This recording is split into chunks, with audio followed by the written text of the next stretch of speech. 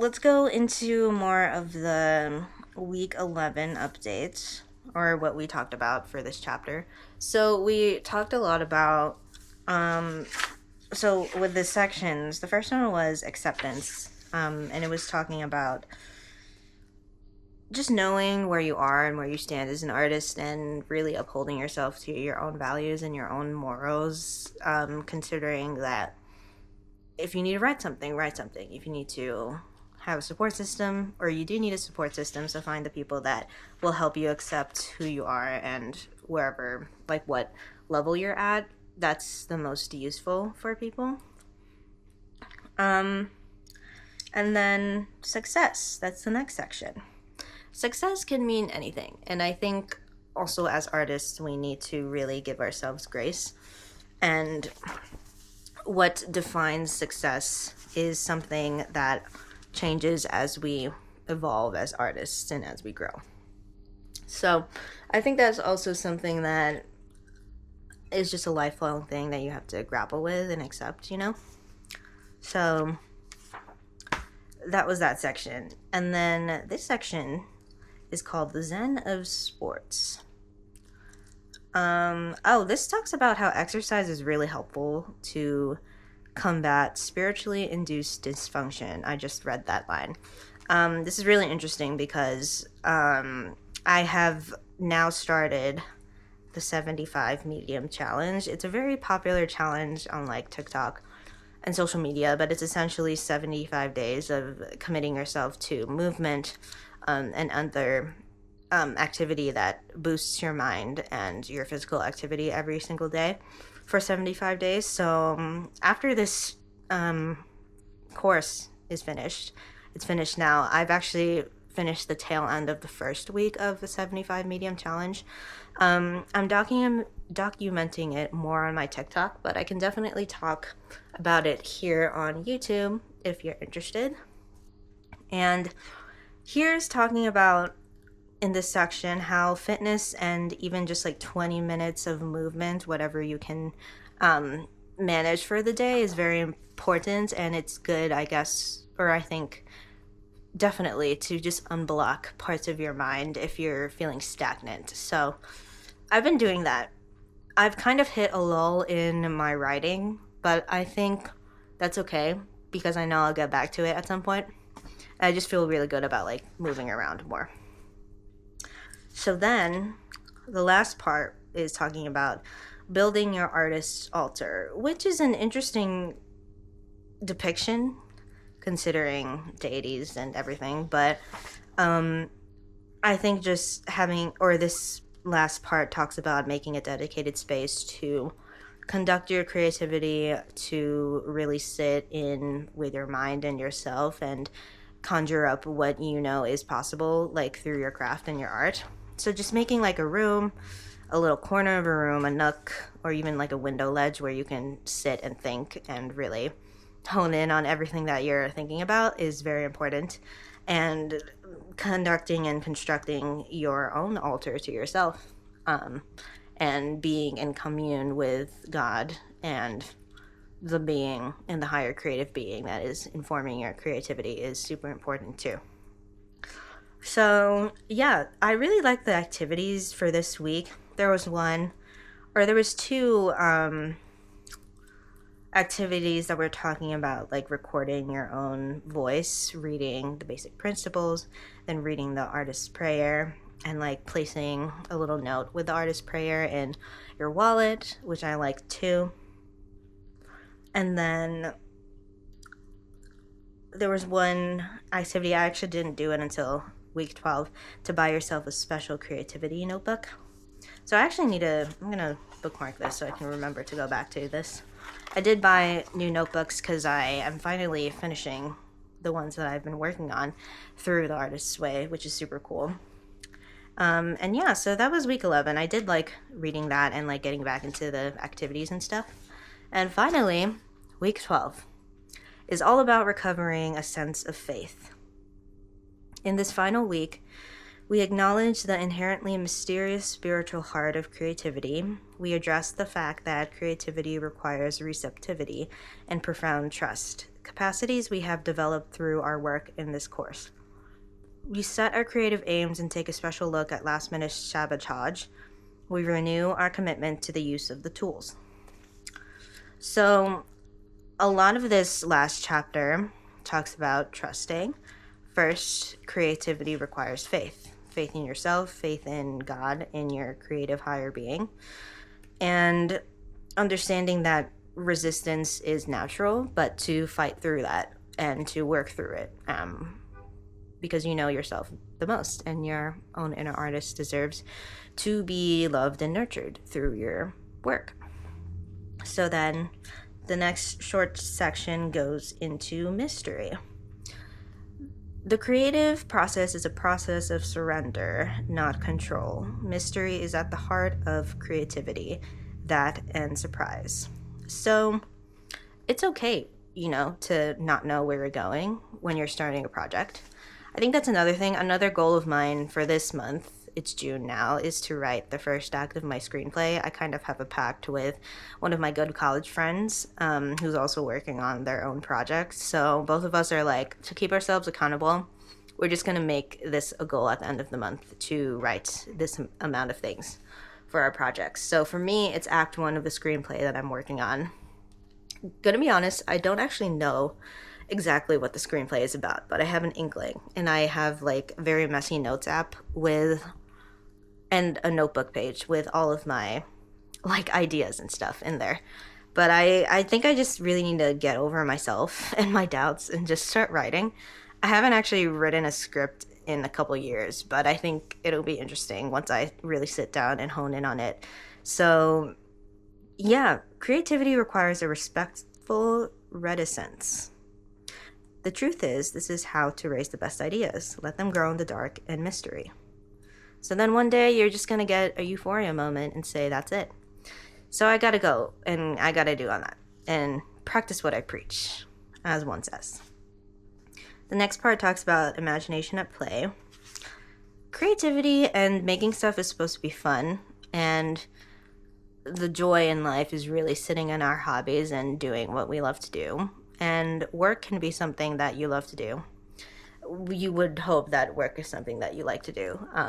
But I think, too, everything that is the humanities and art and life and human is supposed to be fun and joyful. So just really reminding yourself that doing the work is not just work. It's play. It's fun. So everything that you do, it should be fun.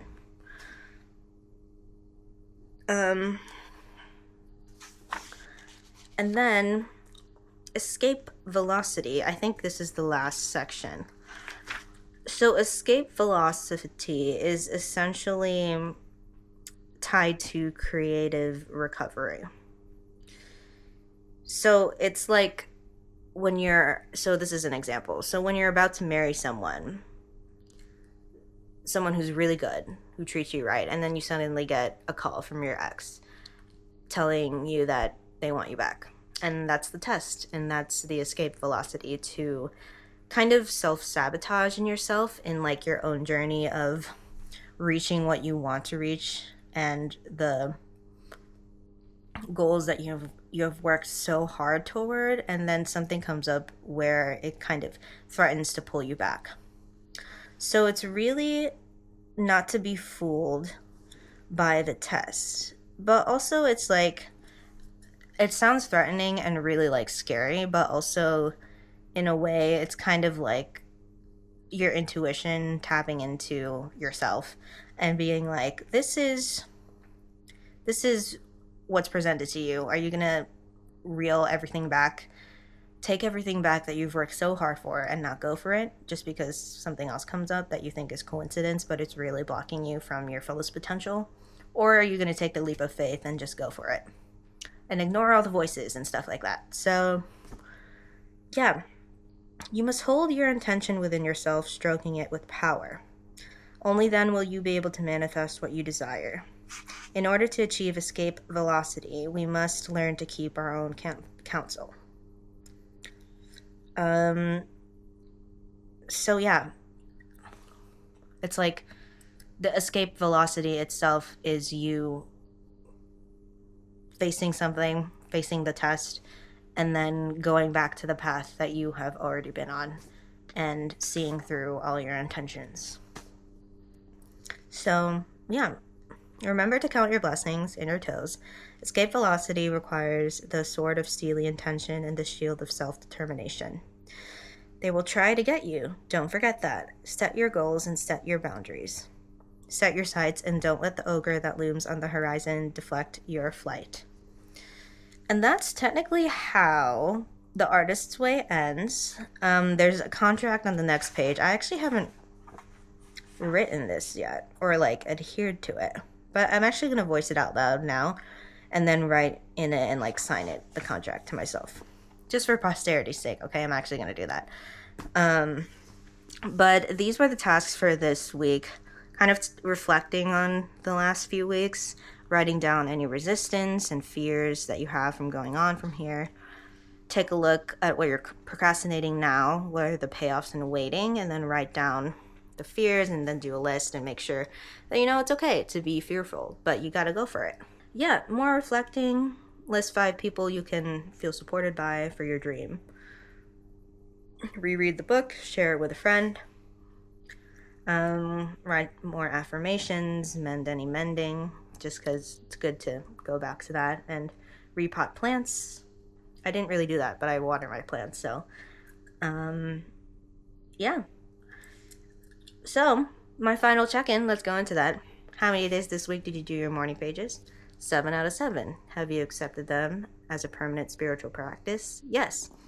Although today is the first day that I didn't do that I'm finished with The Artist's Way. Technically, I didn't do my pages this morning, but that's okay. We'll get back to it as my own practice. Did I do my Artist's Day? Technically,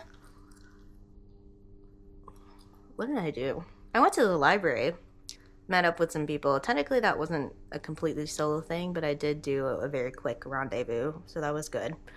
I do need to commit to doing more of these things on my own, though, so I will try to get back to that. There's a lot of ideas, things that I like to do, so I have a plethora of things that I can pursue. And then last 2 are pretty much the same from previous weeks. Synchronicity, and other issues that I consider significant. So I really think the only issues that have come up is just myself. Like, my biggest enemy is myself, in that I just need to do the thing and not be afraid. Because there's no repercussions besides myself being, like, ashamed and shy for no reason. I'm going in there's a notes app that I call Good Things Are Always Happening to Me. I don't know if you can see that, but I sometimes just write stuff in here that is really just like poignant and relatable to my life at the moment. So I wrote, for an example, before when Eternal Sunshine, Brighter Days Ahead, the deluxe album from Ariana Grande came out, I wrote a whole thing on that. And then, yeah, I think for me, every time that twin egg yolks show up, like when I crack an egg, I just always write that, or take a picture of it, or write it down in this notes app that I'm like, oh my gosh, I did that. Or, oh my gosh, that appeared. Very cool. I don't know what they really mean, but I just think they're significant, And then I always see like repeating numbers like 444, 555. So I do think that too is pretty significant to me, just like those kind of angel numbers. I take those as signs, okay? They can be whatever they are to you, but I always notice them every day in my life. So I think that's super important. And yeah, I have this new bracelet that one of my library coworkers got me. Thank you so much.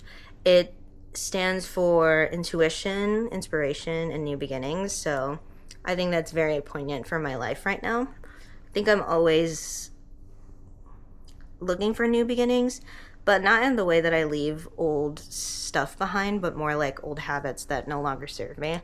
And I always like feeling like I can renew myself every day, every week, every month, stuff like that. And then, yeah. that's that. For the last 3 months, this has been super great for me to embark on, and I think I've definitely sensed a change, even if it's inward and maybe it doesn't seem like super outward to a lot of people, but I think I have changed for the better. Shout out Wicked for Good. I am so excited for that movie, but also scared. So, yeah, that's that. Lastly, I'm going to read the creative contract just for posterity's sake. And this is the first time I'm doing that, so let's go ahead. Creativity contract. My name is Abby Masukal. I am a recovering creative person. To further my growth and my joy, I now commit myself to the following self-nurturing plans. Morning pages have been an important part of my self-nurturing and self-discovery. I, Abby, hereby commit myself to continuing to work with them for the next 90 days. Okay, 90 days. I have another plan and time. Artist's date. Okay, I can't speak. Artist dates have been integral to my growth in self-love and my deepening joy in living. I, Abby, am willing to commit to another 90 days of weekly artist dates for self-care. I'm holding myself to that, putting that out there. In the course of following the artist's way and healing my artist within, I have discovered that I have a number of creative interests. While I hope to develop many of them, my specific commitment for the next 90 days is to allow myself to more fully explore writing fiction. We shall leave it at that. My concrete commitment to a plan of action is a critical part of nurturing my artist. For the next 90 days, my planned self-nurturing creative action plan is... Maybe I should have thought about this a little bit. Okay, my concrete commitment to a plan of action is to finish writing my screenplay, or at least the first 2 acts of it. I have chosen blank as my creative colleague and blank as my creative backup. I am committed to a weekly phone check-in. Okay, I need to think about this. Sorry, but I will write something down. Promise. Promise, pinky promise. And then lastly, I have made the above commitments and will begin my new commitment on... Today's June 8th. Tomorrow is June 9th. So, I have made the above commitments and will begin my new commitment on Monday, June 9th. Pretend I'm signing it, and we have signed off, and we have finished the first part of the artist's way. And it's really cool because Julia Cameron, the author, says that this is something that you can always go back to if you're feeling stuck or feel like you've always been in a rut. There's a lot of tools in the appendix of this book to help me along with my journey as I continue to grow in age, in artistry, in growth all around. So, yeah. Thanks for watching. I know it's been a few weeks since I've updated, but I appreciate the lot of you that have stuck with me in these weekly updates, and I promise to get back to it with all my content game and plans very soon. So, yeah. I hope everyone's had a great start to their summer and is doing well. And I'll see you in the next video. Thanks. Bye.